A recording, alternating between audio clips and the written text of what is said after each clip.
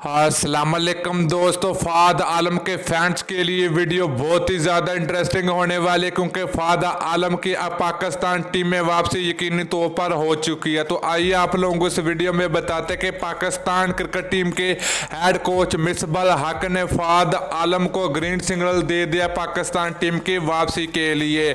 मुकम्मल तफसील में जाने से पहले आप लोगों को से एक छोटी गुरखास्त है कि अगर आपने अभी तक चैनल को सब्सक्राइब नहीं किया तो बराए मेहरबानी फ्री में चैनल को सब्सक्राइब कर दें और साथ लगी बेल आइकन जरूर इनेबल कर देनी है, ताकि आप लोगों को क्रिकेट से जुड़ी हर खबर सबसे पहले मिलती रहेगी। चलिए दोस्तों, बगैर कोई आपका कीमती वक्त ज़ाया किए आपको बताते चले कि पाकिस्तान क्रिकेट टीम के साबिक बल्लेबाज जो कि फाद आलम, जो कि डोमेस्टिक क्रिकेट में और कायद-ए-आज़म ट्रॉफी में रन की नबार लगाने वाला बल्लेबाज को काफ़ी बार पाकिस्तान टीम से नज़रअंदाज कर दिया गया था। तो अब इनकी पाकिस्तान टीम में वापसी हो चुकी है। तो पहले भी इनको बांग्लादेश के खिलाफ टेस्ट सीरीज के लिए पाकिस्तान टीम में शामिल कर लिया गया था, मगर पहले टेस्ट में इनको मौका नहीं दिया गया था।